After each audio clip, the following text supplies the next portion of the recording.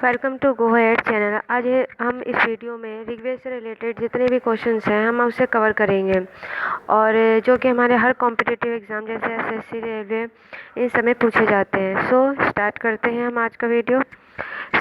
भारत का जो प्राचीन धर्म ग्रंथ जो कि हमारा वेद है, जैसे वेद के बारे में जैसे हम करें कि इसमें ऋचाएँ से जितने भी जो क्रमबद्ध जो संग्रह होता है उसे हम वेद कहते हैं, उसे हम ऋग्वेद कहते हैं, जो कि जिसमें 10 मंडल और 1028 सूक्त और 10,462 ऋचाएँ। जैसे ऋचाएँ जैसे मंत्र, बहुत सारे ऐसे मंत्र होते हैं, और मंत्र की जो संख्या में जो होते हैं, बहुत सारे जो विद्वान हैं उनको मतभेद है कि इनकी संख्या कितनी है।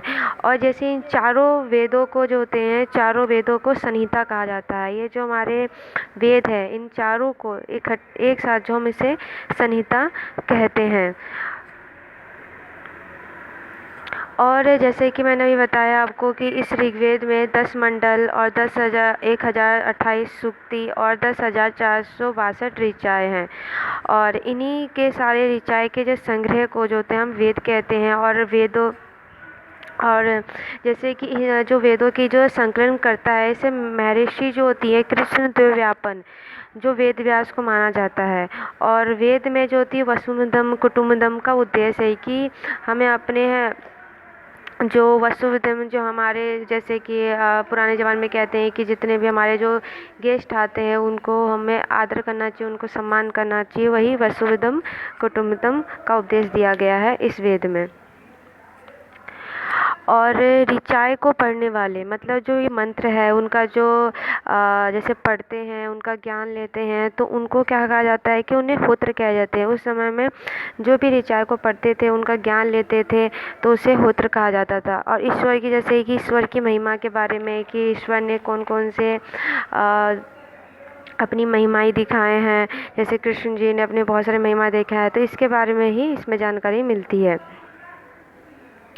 और ये तीसरे मंडल, जैसे कि मंडल होते हैं, जैसे 10 मंडल थे, तो उसके तीसरे मंडल में सूर्य देवता को जो होते हैं सावित्री को प्रसिद्ध करने के लिए इसमें गायत्री मंत्र का भी उपदेश दिया गया है। और जैसे कि 9वें मंडल, ये मैंने 9वें मंडल नहीं लिखा, जैसे कि इसमें 9वें मंडल देवता जो सोम है उनका जो होते हैं इसमें उल्लेख मिलता है।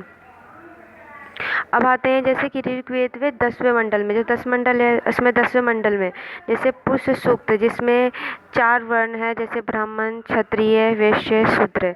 जैसे कि एक जो कैटेगरी वाइज, जैसे कि ब्राह्मण है तो ब्राह्मण को किससे डोनेट किया गया, जैसे ब्राह्मण है तो उसे मुख से, और क्षत्रिय है जैसे उसे भुजा से, वैश्य हैं जैसे कि उन्हें जंघा से, और जैसे शूद्र है तो उन्हें चरणों से।